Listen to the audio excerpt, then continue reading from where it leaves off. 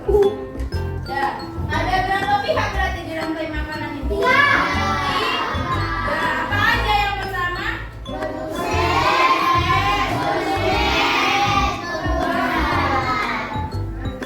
Kamu sebagai makhluk hidup atau bukan? Makhluk hidup itu siapa? Siapa aja makhluk hidup?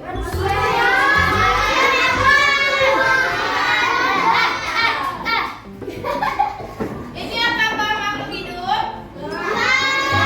Ini apa? Iya, benda mati. Benda yang sudah bahan yang sudah dibakar. Oke, berarti makhluk hidup itu ada tiga. Apakah ketiganya ini membutuhkan makan? Kamu butuh makan nggak?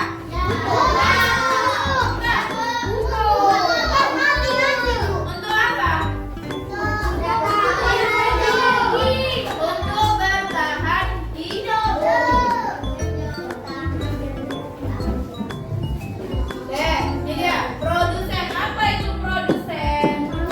Produsen itu adalah makhluk hidup yang bisa membuat makanannya sendiri. Contohnya seperti tumbuhan apa aja? Rumput, terus pohon, sayuran juga kan? Buah. Oke. Konsumen tadi produsen. Produsen itu adalah tumbuhan. Kalau konsumen siapa? Makhluk hidup yang tidak bisa membuat makanannya sendiri. Nah, konsumen ini terbagi menjadi tiga tingkat. Tingkat yang pertama, tumbuhan. Tingkat yang kedua, daging. Tingkat yang ketiga, segalanya atau disebut apa? Omnivora.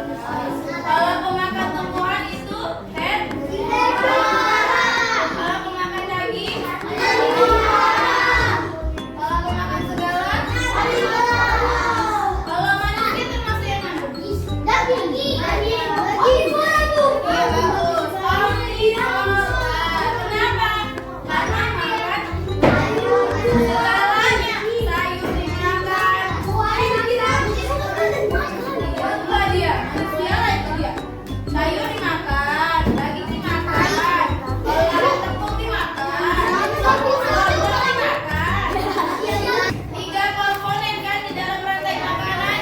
Yang pertama produsen, yang kedua konsumen, yang ketiga ada pengurai. Apa pengurai? Ketiga komponennya adalah pengurai, yaitu tukang bersih alam.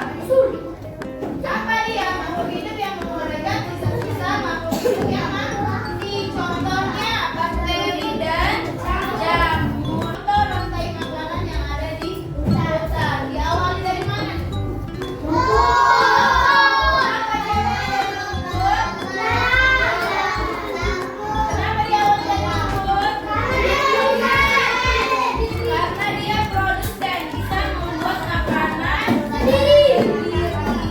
Kemudian rumput dimakan oleh belalang dimakan kakak dimakan ulat dimakan kemudian fitoplankton dimakan oleh zooplankton dimakan kecil, ikan kecil dimakan dimakan itulah dia proses rantai makanan yang ada di laut. Apa manfaatnya dari adanya rantai makanan? Ada yang tahu? Apa?